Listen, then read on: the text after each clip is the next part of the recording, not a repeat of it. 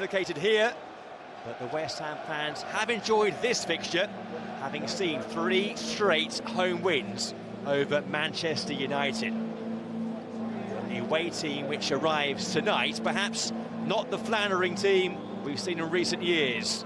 There is a new lease of life now under Michael Carrick, and they do seem to have found that joy again, Matt, in their performances. Absolutely. Michael Carrick has simplified it. He's gone to a back 4. Maguire and Martinez as the centre-backs. He's got Bruno Fernandes in. Reinforce the important message that football is for everyone. Well, let's take you through the team news, starting with West Ham. Nuno made a big call for the weekend win away at Burnley with a change of goalkeeper, and after a rare clean sheet, Matt Hermansen keeps goal again in preference to Alphonse Areola. In the back 4, a home debut for Axel Disasi, the Chelsea loanee, with Jean-Claire Todibo still suspended. One change at the weekend sees a recall in midfield for Freddie Potts, his first start for just over a month. Callum Wilson drops out, and there's no doubt in the star man for the Hammers since the turn of the year, with 5 goals in 5 matches for Crescencio Somerville. Up front, it's the Argentine Tati Castellanos, who's now off the mark for goals in the Premier League. But no place in the squad for Pablo, the Portuguese forward's out due to injury. As for Manchester United, Michael Carrick names the same team for a 3rd match in a row.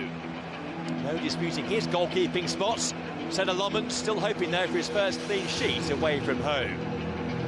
The back 4 is back in fashion, and once again a centre-back pairing of Harry Maguire and Lisandro Martinez. A mixture of youth and experience in central midfield, with Casemiro alongside the back in favour Kobbie Mainoo. On the left wing once again it's Matheus Cunha, on the right it's Amad Diallo, and top scorer Brian Mbeumo leads the attack, with Benjamin Šeško on the bench again, but still no Mason Mount, along with Matthijs de Ligt and Patrick Dorgu, who are all still missing. His best position is a number 10. Bruno and Cunha with really fluid positioning. They're playing with a smile on their face. So out they come to the familiar soundtrack in East London. Football all about the fans, and those who follow these two sides have endured plenty of suffering watching their teams toil in recent times, but now they're both on the up again. West Ham fans have seen at the top end of the Premier League table. It is a night when the Premier League, the clubs and the players are highlighting inclusion. Will's been quite something. The best run of his career, scoring in 5 successive games. He really has become a live wire for West Ham. Captain fantastic, Bruno Fernandes. Never scored a goal against West Ham before, but he was on target in the weekend win over Spurs, that 2-0 success. Played against 10 men for over half the game. The red card for Christian Romero.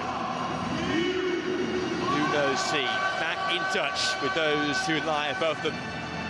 Studious glare for him, and likewise for Michael Carrick, who for the first time in 3 years United's named an unchanged team in a Premier League match for a 3rd game in a row. The referee is Simon Hooper, and we have Craig Pawson on VAR duty after his busy day on Sunday in charge of that Anfield clash between Liverpool and Manchester City. So we're all set to go then, and the West Ham fans in great voice at the London Stadium.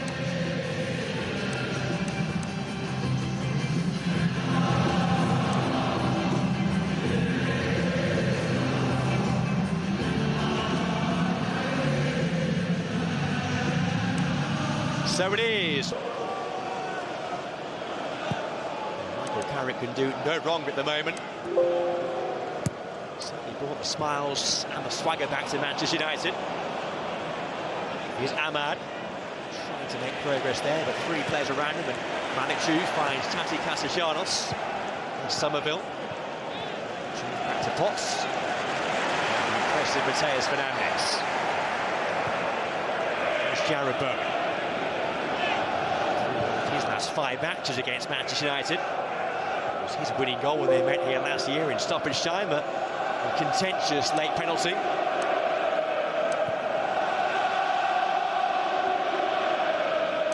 Bowen.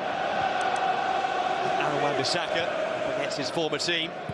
Moved between these two clubs just over 18 months ago.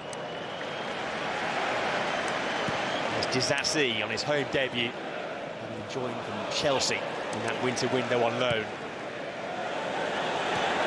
Pass back to Lomans, but dealt with a minimum fuss by him. Yeah, tested for the goalkeeper. It's interesting actually looking at West Ham's midfield and how they're set up. I've actually seen Potts, Souček and Mateus Fernandes all pop up in that number 10 position. I wondered how they would line up. I thought Mateus Fernandes was probably the most likely to play in that number 10 in behind the striker, but it's quite fluid. There's been a lot of rotation already with that midfield three. The 10 spot been occupied by Pablo for a few games. He's actually to injury tonight. Maguire gives the ball away there to Bowen. Maguire's challenge, and the referee awards the game's first corner in favour of West Ham United. Slap that from Manchester United and Harry Maguire. Miscommunication between himself and his goalkeeper. Pretty sure it's the corner. Looks like it takes the touch off Maguire last.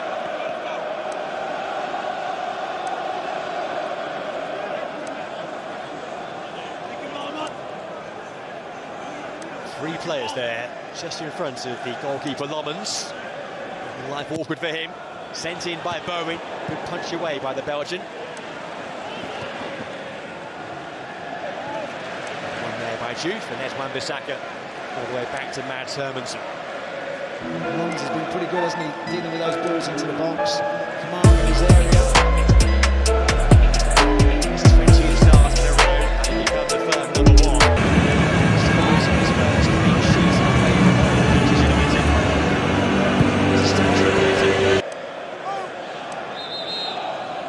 The defence has been improving, Michael Carrick.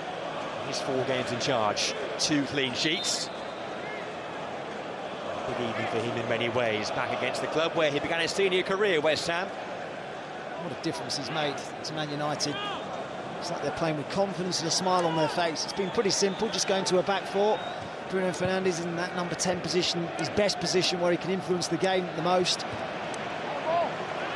They're playing with a speed and a fluency that you didn't see too often under Ruben Amorim. He's got a really calm approach to the game, and obviously aided with the assistance of Steve as well. It's been a good combination.